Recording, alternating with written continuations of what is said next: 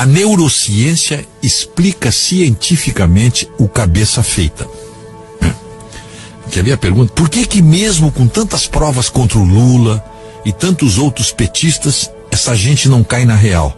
Como acontece, por exemplo, com os eleitores do Aécio Neves, que nunca mais votarão nele. Por que com o líder preso, as pessoas que são eleitores petistas continuam apoiando ladrões comprovadamente condenados em instâncias? Em 2 instâncias no mínimo. Os estudiosos explicam com a imunização cognitiva. Cognitiva vem de cognição, que é o processo de aquisição do conhecimento, incluindo o pensar, a reflexão, a imaginação, a atenção, raciocínio, memória, juízo, discurso, a percepção visual e auditiva, o aprendizado, a consciência, as emoções.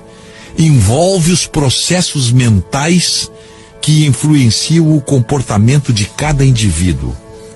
A imunização cognitiva é um escudo que permite que as pessoas se agarrem a valores e credos, mesmo que fatos objetivos demonstrem que eles não correspondem à verdade.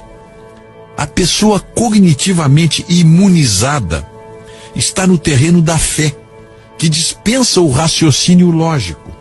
Para ela, argumentos lógicos não têm relevância. E então, assistimos gente com elevado grau de instrução, inteligente, articulada, que sabidamente não está tirando nenhum proveito material da situação, defendendo em público o indefensável. Mas como é que essas pessoas chegaram a esse ponto? Existem pelo menos 5 fases no processo de imunização cognitiva. Primeira fase: isolamento de quem tem opiniões contrárias, protegendo as suas ideias. A pessoa vai eliminando do seu convívio ou mesmo da sua atenção quem pensa diferente. Segunda fase: redução da exposição às ideias contrárias. Passa a ler e ouvir apenas as opiniões na mesma linha dos seus credos. Nos estados totalitários, é quando a liberdade de expressão passa a ser ameaçada, e quando a imprensa perde a liberdade, e quando vozes dissidentes são caladas. E aí então, os processos educacionais adotam opiniões selecionadas com autores e textos cuidadosamente escolhidos para seguir apenas uma visão do mundo. Aqui eu abro um parênteses: a militância universitária, a lavagem cerebral nas escolas. Terceira fase: conexão dos credos a emoções poderosas. Se você não seguir aquelas ideias, algo de ruim vai acontecer. Lembra? Se você pecar, você vai para o inferno. Se você não votar nesse candidato, sua vida, suas economias, seus benefícios estarão em perigo. Quarta fase: associação a grupos que trabalham para combater ideias dos grupos contrários. Isso acontece não só na política, mas até mesmo na ciência, quando métodos de investigação científica focam nas fraquezas das teorias adversárias, ignorando pontos fortes. E a quinta fase: a repetição.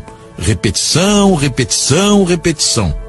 Cria-se um tema, um slogan, né, que materializa um determinado credo ou visão, que passa a ser repetido como um mantra, numa técnica de aprendizado. O grito "não vai ter golpe", por exemplo, não é uma criação espontânea, não é uma obra do acaso.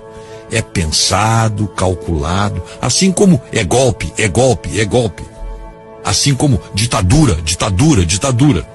Sua repetição imuniza cognitivamente as pessoas contra os argumentos a favor do impeachment, por exemplo.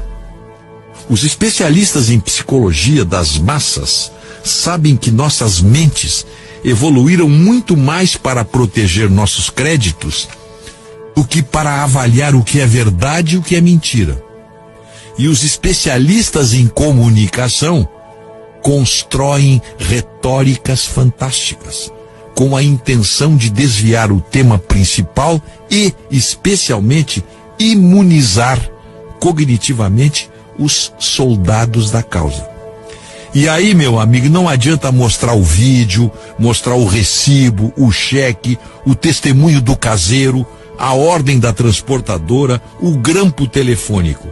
O imunizado cognitivo está vacinado contra esses fatos objetivos.